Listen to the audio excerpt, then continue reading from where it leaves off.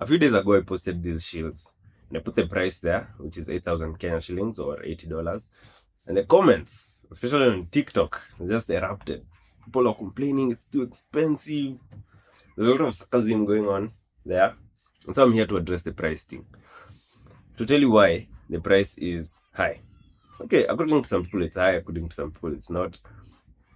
But the price is as it is for several reasons. So this might be a long video because I want to go into, one, the thought that went into designing all these products, the computer design process, the material sourcing, the craftsmanship, the coding. A lot of things went into these products. So let's start with what? Mathematics. There's even mathematics in these things, guys. You see this? This has a very slight taper, yeah? And that's because your hand naturally has a taper. From the wrist, it widens as you go down. So there's a lot of measuring of hands that was done and a lot of calculations that were done to find what is the best angle that we can put for this to make sure it's comfortable when you wear it. That's maths, guys. Imagine maths and a bracelet. And then remember, there's the outer layer, which is leather. There's the inner layer, which is suede, and they can't be the same size, of course. So one has to be smaller than the other, but you still need to maintain that angle. So how do you do that? Geometry and mathematics. There's also computer design. I used SolidWorks. I used Blender, Adobe Illustrator, probably a few other softwares just to craft these designs, which by the way took, now it's almost 1.5 years or slightly more than 1.5 years just working on the designs, building on them, iterating, making sure it looks good and feels good when you wear it. So there's maths, there's computer design, there's coding. When you go to the website, you'll see the customizer there, which you can use to just create your design and see how it will look before we even make it for you. That was not easy to make. Some sleepless nights were spent creating that thing.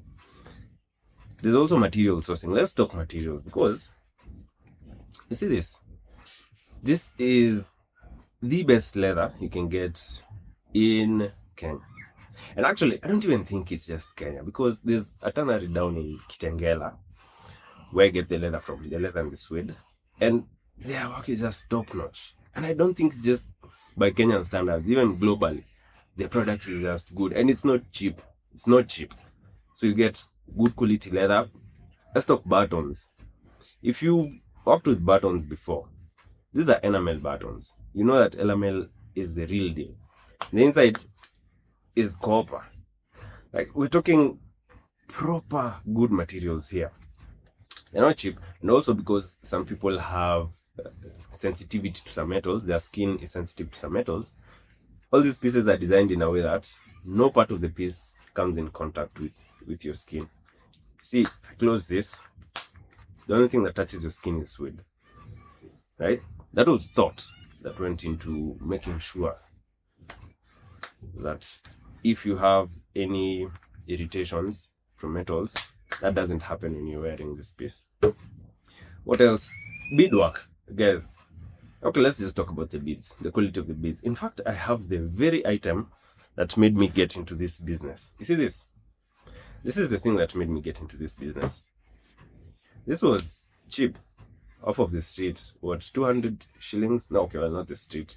It was a joint where we were eating, and there were ladies selling these things. And I think it looks good. But when I sat down and looked at the craftsmanship, as much as it's a beautiful item, the craftsmanship is just poor. The cuts are uneven, the stitching is not covered, the metallic bits are in contact with your skin, which, if it's not an issue for you, well, it doesn't matter, but for people who have sensitive skin, that's a problem. Some parts are even rusting. You see that? So I said, these things are beautiful, but they can be done properly. So these products are aimed at people who, as much as they want something that looks good, they want something that is also well made. Look at the difference in the quality of the beads. Yeah? That's what you're paying for. That's one of the things you're paying for. Let's talk craftsmanship. These things are hand stitched. You see that stitch? You see those stitches? These are hand done. Why hand? Why not machine? Well, because a combination of hand stitching and computer design gives you precise stitches. You can literally decide, I want 12 stitches between this point and this point, and you just place your stitches, do them by hand, and you'll get exactly what you're looking for, which by machine is almost impossible to achieve. And also the second issue with machines is that they're metallic, so they're very rough. And you know, this inside, which is suede, is very soft. So if you put this through a machine, the machine will damage it. But since human hands are tender, compared to a machine, you get clean stitches, but you also get suede that is undamaged. Imagine hours and hours and hours of hand stitching these things. And someone suggested that I should price them between 500 shillings and 1,000 shillings. And I was like, okay, well, I hear you, but that price and this kind of craftsmanship doesn't make sense. You know, if you're going to pay someone who is skilled to do this work for you, they want to feel motivated. They want to feel like they're being appreciated. They don't want to worry about rent. They don't want to worry about food. They just want to focus on your work. So you better pay them well. And so the prices are as they are because there's a lot of work, a lot of thought that goes into these pieces. And those prices will not come down, guys. This is good stuff. In fact, by global standards, those prices are not even high. They're not even high. It's just that we're used to underpriced Kenyan art. You know, good Kenyan art, but it's very underpriced, which has to change. Because you guys will do a good job making sure you guys look good in your outfits and your attire. Those guys need to be well compensated.